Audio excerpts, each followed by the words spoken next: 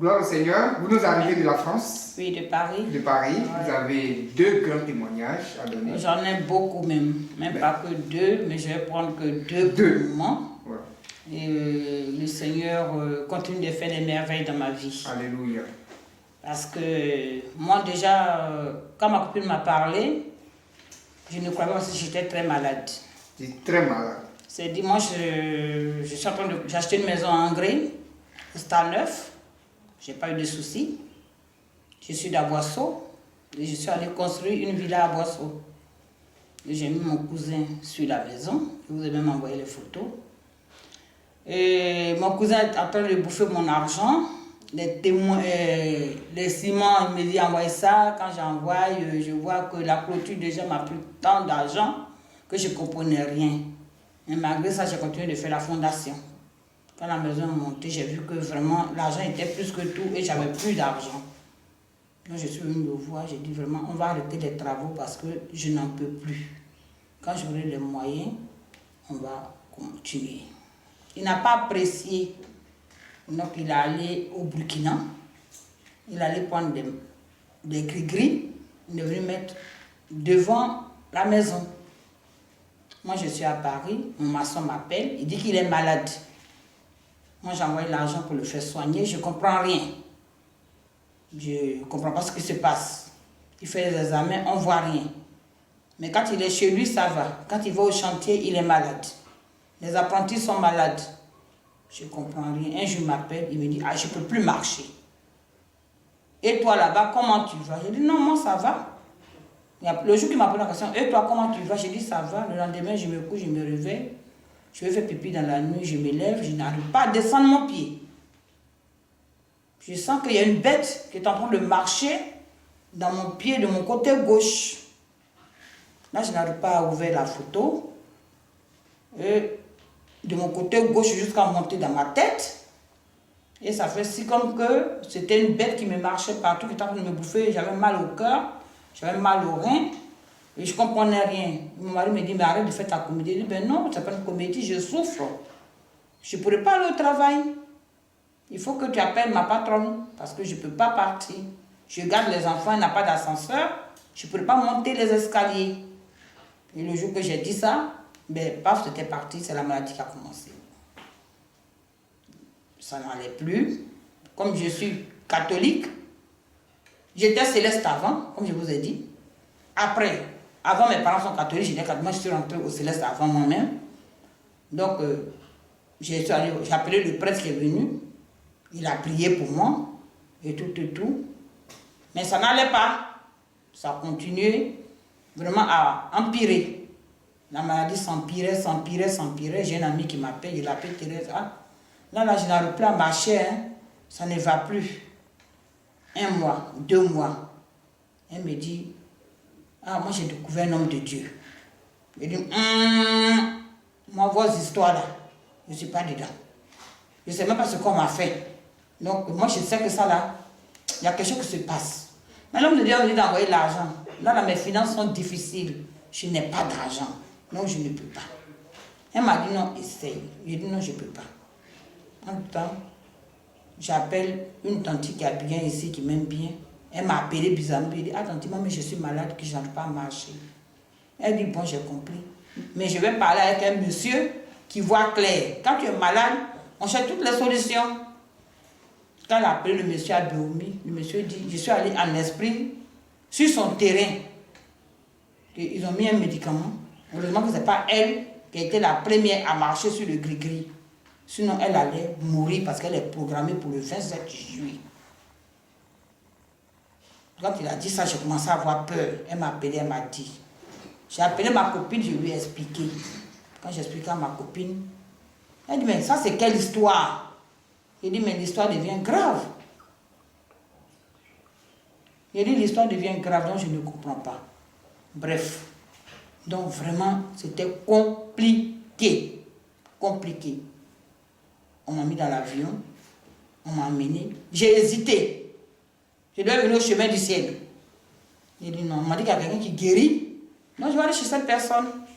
Donc le monsieur m'a pris, m'ont mis dans la voiture pour aller à Boisseau pour aller déterrer les médicaments. On a pris la route de Gonzague, de la rue à Bassan, la voiture a commencé à prendre feu. Là, on a vu que c'était vraiment devenu sérieux. On s'est débrouillé quand on arrive à Benoît, la voiture, on nous a une deuxième voiture. La voiture encore prend feu. D'Abidjan, on a quitté Abidjan à 6h, on est arrivé à Boisseau, il était 16h. Le monsieur est parti, il a dit, ce que j'ai vu en esprit, si ça est dans la maison, je suis obligé de casser toute la maison parce que sa vie est en danger. Dieu merci, c'était devant le portail. Mon maçon ne pouvait pas marcher, ils l'ont transporté, ils l'ont emmené. On dit qu'il faut qu'il soit sur le terrain. Moi aussi, je ne pouvais pas marcher aussi. On dit non, que c'est parce que le maçon a pris le venin. Premier, c'est ce qui m'a sauvé. Le monsieur a cassé là. Il nous a sorti de ces gris-gris de cheveux de mort, de sang humain. Une bête qui est dans le médicament qui a été attaché à les fils de rouge, mais qui est dans mon portable, que je n'arrive pas à l'ouvrir. Donc, il a sorti ça, ça l'a secoué, il a tourné partout dans la villa, il s'est coigné la tête, tout ça. Tout est fini. On est venu, il a fait les feuilles. Il dit, il faut que je mette mes pieds dessus pour me soigner. Je me soigne à Abidjan, ça va un peu, 2 semaines après. Je reprends l'avion, toujours en fauteuil roulant. Je retourne en faisant le médicament. Ici, je commence à marcher un peu. Arrivé à Paris, je mets le médicament sur le feu. Le médicament bouge, je me soigne. La brûlure des pieds, c'est impossible. C'est comme si c'était le feu qu'on mettait dans mon pied. Je ne comprenais rien. Ma copine me dit, il faut essayer le sang de Jésus. Il dit, comment quelque chose va appeler sang de Jésus? Arrête pour toi là. Elle dit, je t'ai dit d'essayer.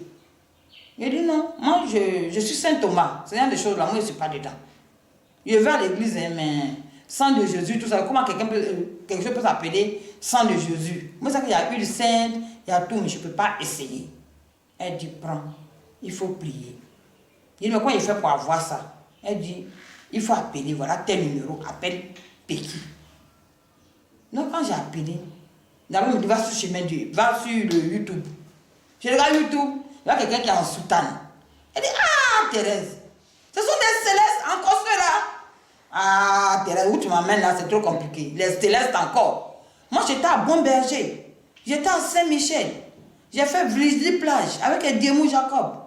Ceux-là, moi céleste a failli me détourner dans la Bible. Donc moi j'ai fui le céleste. Donc ceux-là, moi je ne veux pas aller chez eux là-bas. Elle dit non, il met soutane. Mais est-ce que c'est un céleste? Elle dit oui, c'est un céleste. La soutane qu'il a n'a pas mis chaussure. Que c'est un céleste. Je le connais. Que moi-même, je voulais être devancier, je devais devenir devancière. Puis j'ai quitté le céleste, donc je ne veux pas. Elle dit non, appelle quand même. Puis j'ai dit bon, plus que j'ai mal, je ne peux pas toujours bien marcher. Il faut que j'appelle.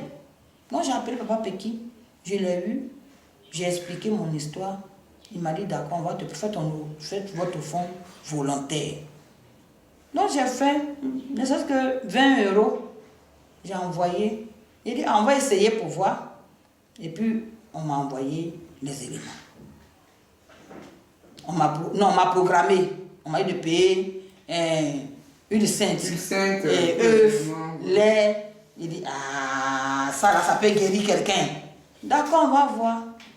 Après, on m'a pris un dimanche, on dit, papa, il doit me prendre à 10 h de mettre mon doigt. Il n'a pas parlé. La personne me prend au téléphone, j'entends une voix. On me dit, on a parlé, 1, 2, prends ta joie. Il dit, hé, c'est ça qui va me guérir. Ok. Donc j'ai bu mon lait. J'ai fait, on dit c'est sur 3 jours, comme il m'a expliqué, papa Péki. Donc sur les 3 jours, j'ai expliqué, il m'a expliqué. Donc j'ai pris mon lait pendant 3 jours, toujours sur la santé. Et j'ai bu le premier lait. Il m'a dit, il faut suivre tes songes. Premier jour là, je n'ai rien vu. Deuxième jour là, j'ai vu que j'ai fait un accident. Je me suis retrouvé dans un tombeau. J'ai dit, ça devient grave. C'est quelle histoire? Troisième jour, je prends mon lait. Là, j'ai commencé à pouvoir marcher. Tout a commencé à aller bien. J'ai dit, allez, l'histoire là, on dirait que c'est intéressant. Hein? Donc, le sang de Jésus là, était devenu ma pommade. Donc, j'avais tellement. Là, je suis le nucléaire. Je prends, je mets dans ma main, puis je me pommade, je brille. Et puis, je dors. Maintenant, les songes ont commencé à se suivre. J'ai commencé à tuer des souris en rêve. J'ai commencé à faire ceci, cela. Lorsque j'ai utilisé le sang de Jésus, 4 jours après, j'ai une maman qui est au village, elle aussi, elle m'amène dans le monde de la sorcellerie. Parce qu'elle dit que je n'ai pas construit une maison pour elle, elle m'a élevé, j'ai construit une maison pour mon papa. 5e jour, on m'appelle, on dit, elle a dormi, elle ne s'est pas réveillée. Elle ne s'est plus réveillée. Elle est morte. On dit, bon, elle n'a pas eu d'enfant. Donc c'est moi qui dois l'enterrer. Il dit, moi je suis malade, il ne vient pas d'elle. Donc j'ai appelé mes filles. Je dit, il faut envoyer l'argent pour qu'on ait enterré votre grand-mère. Donc j'ai envoyé l'argent.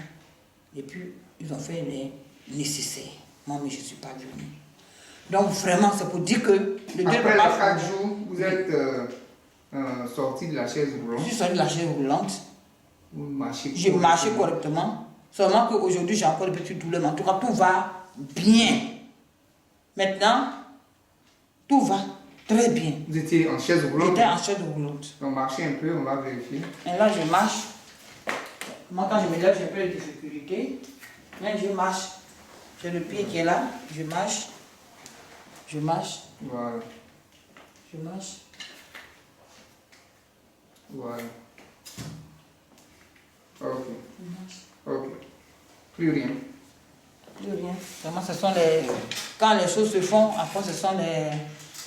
Voilà, les séquelles. Les séquelles qui sont encore là. Je continue d'utiliser le sang de Le Jésus. sang de Jésus, ça va passer avec la révélation divine, tout Ouais. ça. Je me purige aussi, j'ai fait beaucoup de choses qui sont tombées et tout. J'ai pris même les comprimés et tout ça. En tout cas, j'ai tout pris. Vous qui ne croyez pas, Dieu vous a montré sa puissance. Dieu m'a montré en sa 4 puissance jours. en 4 jours. En 4 jours. Ouais, j'ai pu marcher.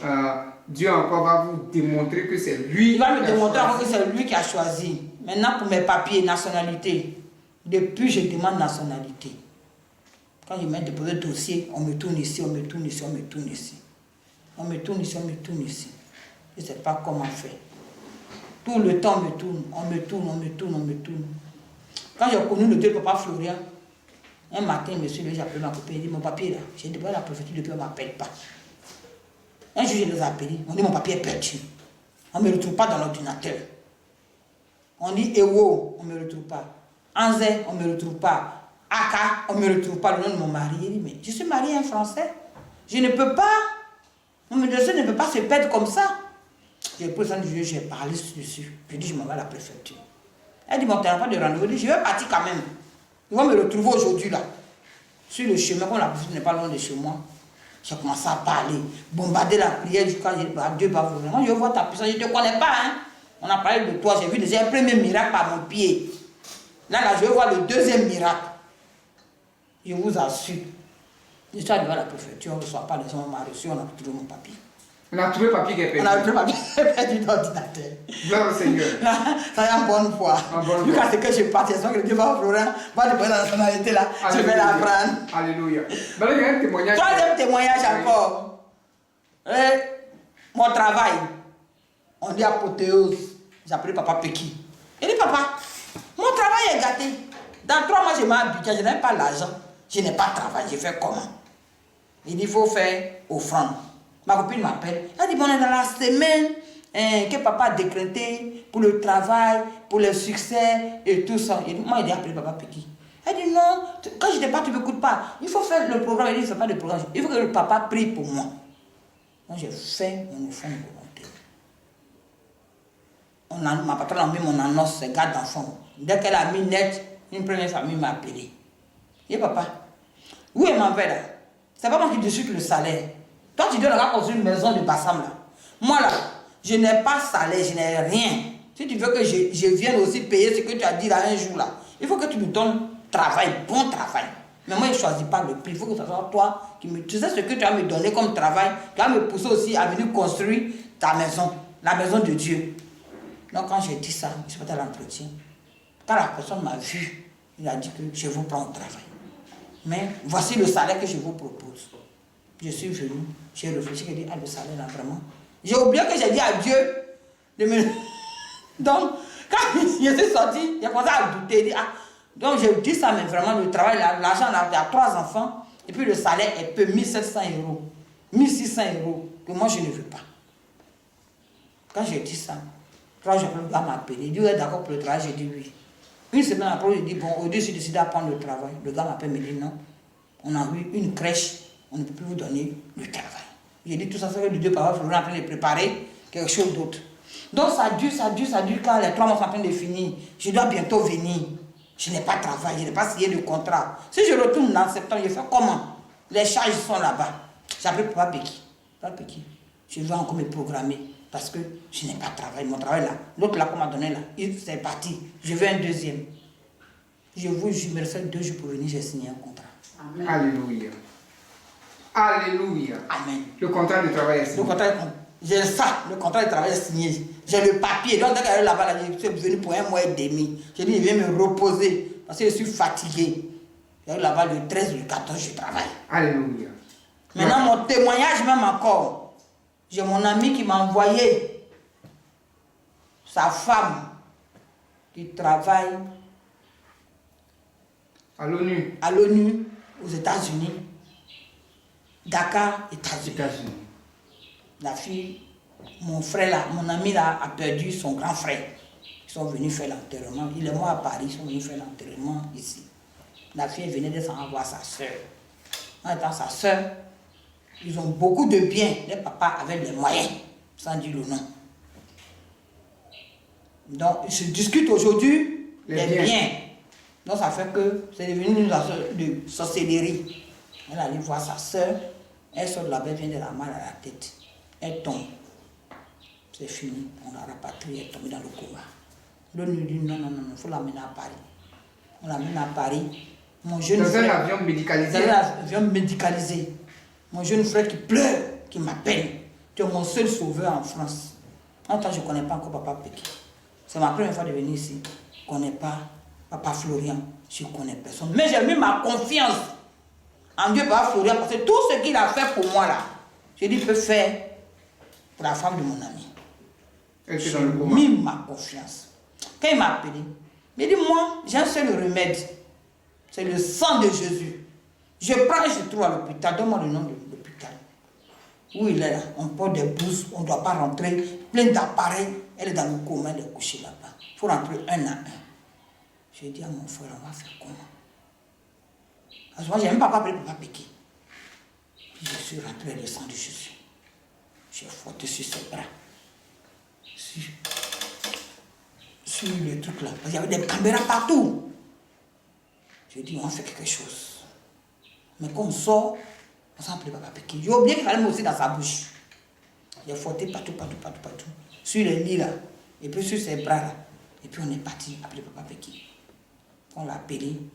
Il m'a dit, bon, on va vous programmer tel jour. Puis papa, mais j'ai le sang de Jésus. Je fais comment? Il dit, tu as mis, va mettre aussi dans sa bouche. On s'est retourné. Je suis venu être dans le coma de grosses appareils. Son mari dit, mais on fait comment? J'ai dit, toi, il faut t'arrêter devant la porte là. Si tu vois quelqu'un qui arrive là, maintenant tu fais, et puis je tourne. Il est arrêté là. Puis j'ai ouvert, j'ai pris le sang de Jésus, j'ai ouvert. Et puis j'ai mis un peu dans sa bouche. Et là, elle était là, elle a ouvert ses yeux. Elle est devenue comme serpent. Elle était là maintenant, elle fait les phases maintenant comme serpent. Maintenant, serpent. J'ai dit, bouh, si l'appareil sonne en France, on va aller en prison. Qu'est-ce qui se passe? Mais on est là, on tourne sur nous, on est là. Maintenant, on va prier, il ne faut pas que l'appareil va sonner. Et Dieu, le Papa Florian, a fait qu'aucun appareil n'a bougé.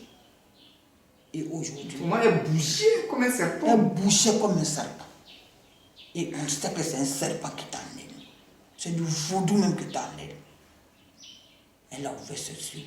Aujourd'hui, ça va. La France l'a libérée. Ils l'ont ramenée à Dakar.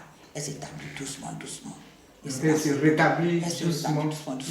Et elle me viendra rendre son témoignage. Et son mari a dit de venir vous montrer la photo, toi et papa, pour que vous voyez ce que le Dieu de Papa Florian a fait. Donc il a fait des grandes choses et il continue de faire. Gloire au Seigneur. Amen. Merci d'être venu pour ce témoignage. Amen.